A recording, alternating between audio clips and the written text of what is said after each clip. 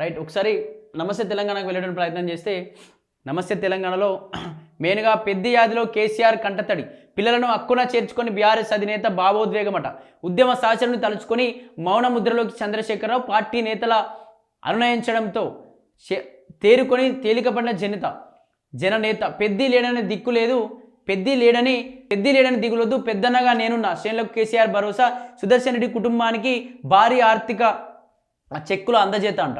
Right. అధినేత కేసీఆర్పై వెల్లువెత్తున్న అభిమానం, నల్లబెల్లో పెద్ద ఇంటికి వెళ్తున్న తోడుగా జనం, భారీగా వచ్చిన గులాబీ శ్రేణులు అభిమానులు చౌరస్తాల వద్ద గుమిగూడి జననేతకు పలకరించారట. పెద్ద యాదిలో కేసీఆర్ కంటదైనట్టు కూడా వార్త చూస్తున్నాం. కేసీఆర్ హృదయం ఎంతగా తల్లడిల్లిందో, నల్లబెల్లో పెద్ది నివాసంలో ఆయన నిశ్శబ్దంగానే సంకేతాత్మకంగా నిలిచినటువంటి పార్టీ ముఖ్య నేతలు అన్వయించడంతో కేసీఆర్ కొంత తేరుకున్నారట.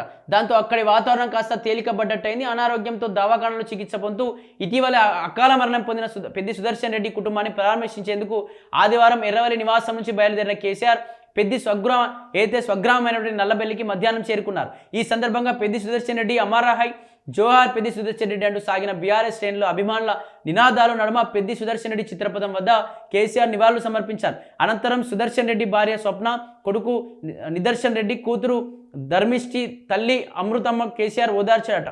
పెద్ది అన్నదమ్ములు కుటుంబ సభ్యులకు పలకరించి పరామర్శించారు. ఈ సందర్భంగా కుటుంబ పెద్దగా వారికి ధైర్యం చెప్పారు. సుదర్శన్ రెడ్డి భౌతికంగా మన నడుమ లేడని, ఎట్టి పరిస్థితుల్లో ఆందోళన చెందవద్దని, ధైర్యం చెడొద్దు, పెద్ద దిక్కుగా నేనున్నా అని వారందరికీ కేసీఆర్ భరోసా ఇచ్చారట. కేసీఆర్ ఆర్థిక సహాయం, బీఆర్ఎస్ పార్టీ అధినేత కేసీఆర్ ముందుగా ప్రకటించిన మేరకు పెద్ది సుదర్శన్ రెడ్డి ఇద్దరు పిల్లలకు రూపాయలు కోటి చొప్పున 2 కోట్లు విలువైన చెక్కులను వారికి అందజేశారు. పెద్ది మాతృమూర్తి అమృతమ్మకు రూపాయలు 25 లక్షల చెక్కును కేసీఆర్ అందజేశారట. ఈ కార్యక్రమంలో సుదర్శన్ రెడ్డి అక్క సరోజమ్మ, చెల్లెమ్మ స్వాతి, మూలకొండారెడ్డి, పెద్ది సుదర్శన్ రెడ్డి అయినటువంటి రాయపారెడ్డి, రవీందర్ రెడ్డి, శ్రీనివాస్ రెడ్డి వారి పిల్లలకు మైపాల్ రెడ్డి, గణేష్ రెడ్డి, సందీప్ రెడ్డి, శ్రీలతాని, అనిత, కిరణ్, కృష్ణ, అన్విత అని చెప్పి ఇతర కుటుంబ సభ్యులు ఉన్నారట. అధినేత వెంట కదిలిన గులాబీ దళం, బీఆర్ఎస్ అధినేత కేసీఆర్ వెంట బీఆర్ఎస్ ముఖ్య నేతలైనటువంటి పలువురు నల్లబెల్లికి వచ్చారు. వారిలో బీఆర్ఎస్ పార్లమెంటరీ పార్టీ నేత వద్దిరాజు రవిచంద్ర, శాసనమండలి విపక్ష నేత మధుసూదనాచారి, సంబంధించినటువంటి ఆ ఎమ్మెల్యేలు, ఎంపీలు అందరూ కూడా ఇక్కడ చాలామంది వచ్చిన వాళ్ళ పేర్లు కూడా ఇక్కడ లీస్ట్ ఇచ్చిన పరిస్థితి చూస్తాను.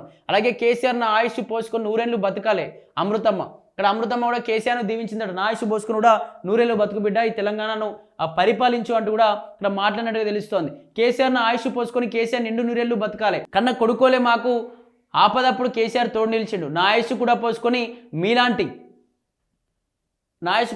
మీలాంటి ఎందరికో ఆయన అండగా నిలవాలి అని దివంగత నేత పెద్ది సుదర్శన్ రెడ్డి మాతృమూర్తి పెద్ది అమృతమ్మ కోరుకున్నారట. కేసీఆర్ పరామర్శించిన అనంతరం ఆమె భావోద్వేగంతో మాట్లాడారు. కోట్లాది మంది ప్రజల అభిమానం నా కొడుకు పెద్ది పొందుతాడని కలలో కూడా అనుకోలేదని పేర్కొన్నారు.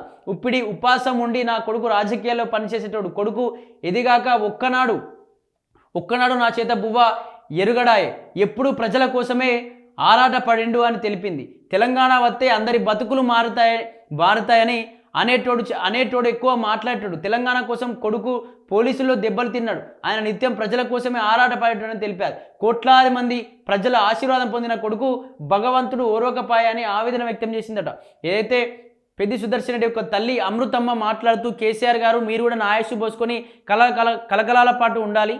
దీనికి సంబంధించి అలాగే చాలామంది, అంటే పెద్ది సుదర్శన్ రెడ్డి కాదు, చాలామంది ఉద్యమకాలం కూడా చేరదీసిరు, ఎన్నోసార్లు మా ఇంటికి వచ్చి ఎప్పుడు కూడా అండగా ఉన్నారు. నా కొడుకు చనిపోయిన తర్వాత కూడా మీరు నా అండగా వచ్చి నాకు ఆర్థికంగా ఆదుకున్న బిడ్డ, ఖచ్చితంగా నా ఆయుష్ పోసుకున్న బతకాలి. అలాగే దీనికి సంబంధించి ఎప్పుడు కూడా నా కొడుకు నా చేతి నుంచి ముద్ద ఎరగలేడు, ఎప్పుడు కూడా పోలీసుల దెబ్బలతో ఎప్పుడు ఉద్యమాలంటూ బయటనే తిరిగిండు, తెలంగాణ సాధించుకోవాలని చెప్పేసి పిచ్చితోనే బయట తిరిగిండు, ఎప్పుడు మీకోసమే పనిచేసిండు, ఎప్పుడు కేసీఆర్ అనే పనిచేసిండు, ఎప్పుడు కూడా ఒక గోరుముద్రడు ఎరగలేడు నా కొడుకు అంటూ కూడా తన తల్లి ఏడుస్తూ కేసీఆర్ను పట్టుకొని ఏడ్చేసిందట.